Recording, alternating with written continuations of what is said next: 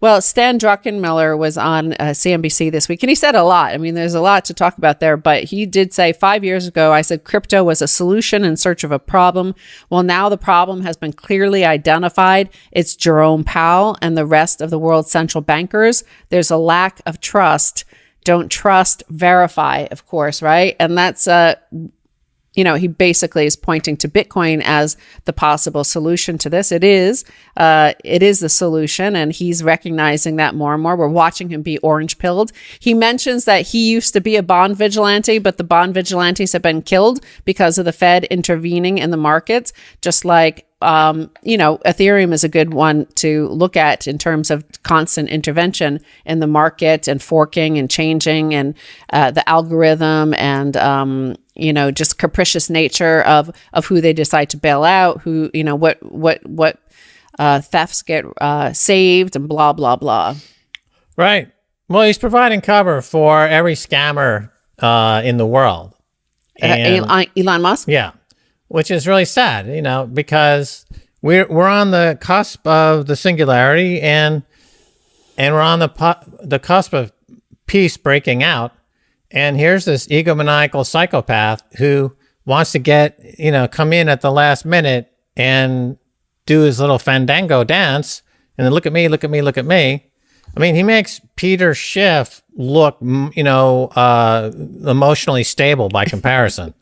Really. I mean, he makes, look, we just got this, by the way. These are the, it's a Bitcoin grenade. It's a Bitcoin grenade. It got two Bitcoin colors. is the meteor. Or is that an asteroid? No, I think it would be a meteor. That's the grenade. That's the grenade. Yeah. Yeah.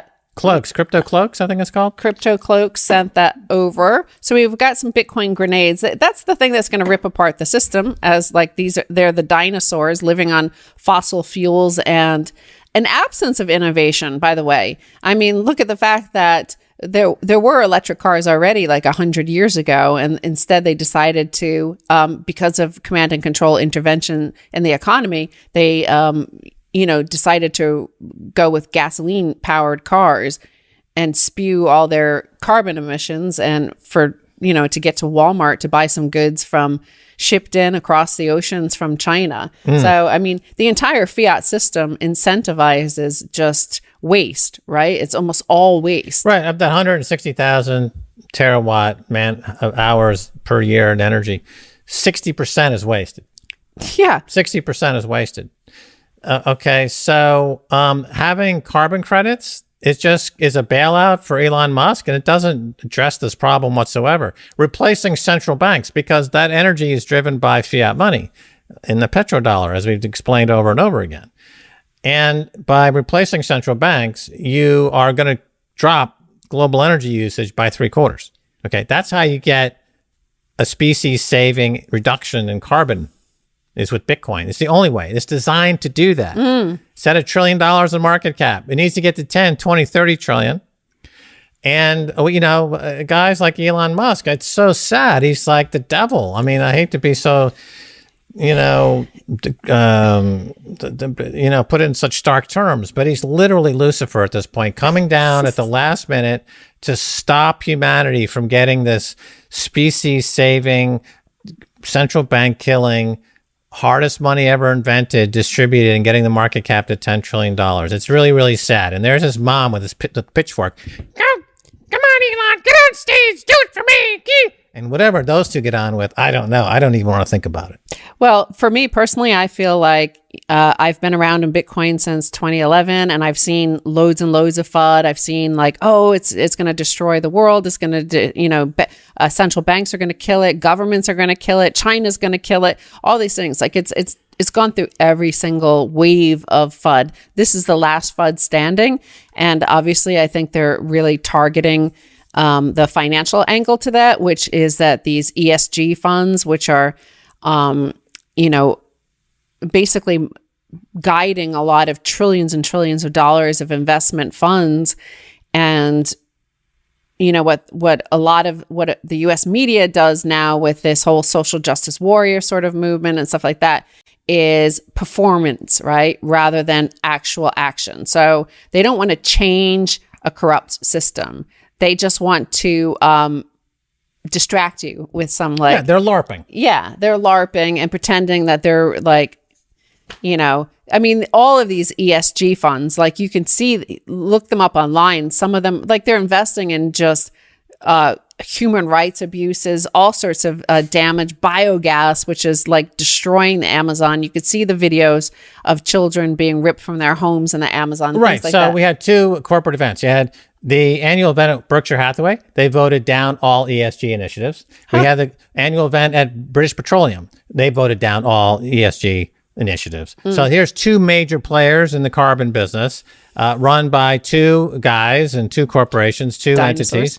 entities that are run by fiat money, that are constantly on the take. BP, without the bailouts, remember, they would have gone out of business long ago, but they just take that money from the UK taxpayer and everyone around the world. Give me. And American taxpayer, by the way. They take it all. They just take it all. They take all that fiat money and they cause violence, war, deprivation, starvation. Look at all the wars going on right now. Right. That's all fiat money driven. BP, Warren Buffett, Elon Musk, they're all in the same game, whether it's carbon credit, derivative manipulation by Musk, whether it's accounting fraud on Wall Street, manipulation of stocks by Buffett, whether it's greenwashing by BP. There's their logo, the green sunflower. It's so beautiful at BP, isn't it? They love planet Earth while they knife it in the gut and watch it bleed out for a nickel because they're sick.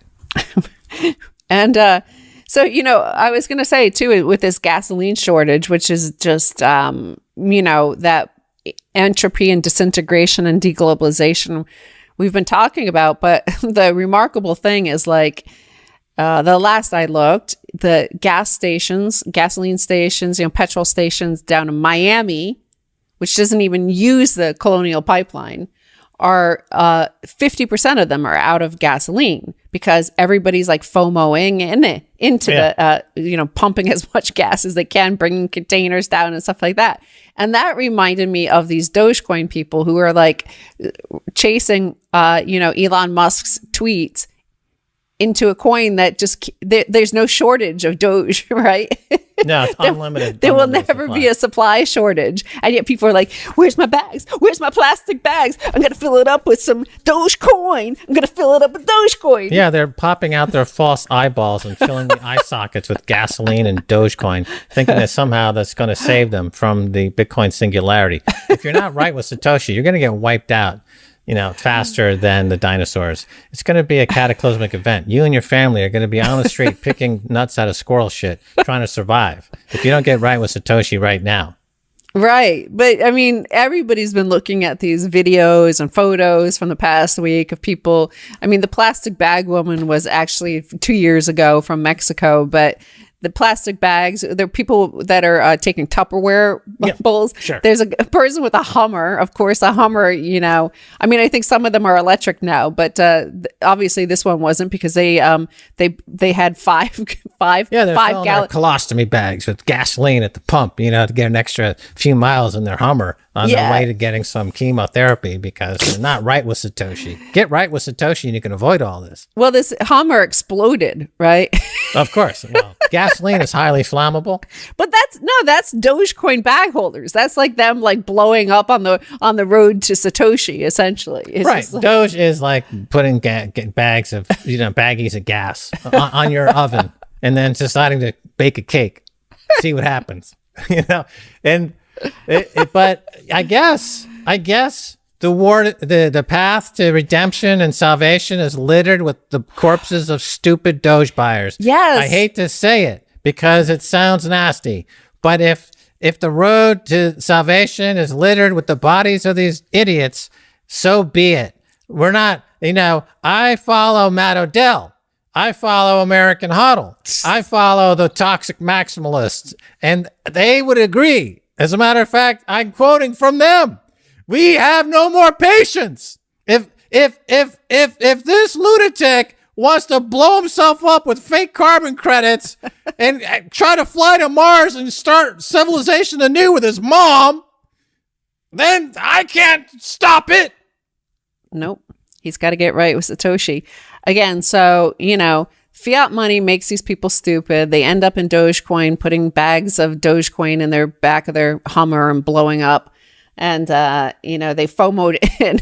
Like, that's the thing, is like that person FOMO'd into this like fake shortage of gasoline and blew up their car. And like what was the point of that whole exercise, right? It was like stupid. It's a round trip to incineration. Yeah, but that's the, with the interventions, the nonstop interventions and all these fake credits, like what I'm going to read some of them again. There's RINS, RINS, ZEV, LCFS, RECs, like with all these interventions and all of these nonstop quantitative easing and all the other programs, TARP, I don't know what else there was. Like there were so many programs to bail out the whole system. And they all have these fancy acronyms. But they encourage people to be so stupid as to fill plastic container, Tupperware bowls and put them in the back seat of their Hummer and blow it up. Yeah, it's the same thing. Like that's our financial system. That's our banking system. That's our economy right now. Yeah, I mean, I remember when monks used to douse themselves with gasoline and set themselves on fire to protest the Vietnam War. Now we've got Karen in an SUV dousing herself with gasoline and setting herself on fire because she's FOMOing into Doge. That's how pathetic this society has become.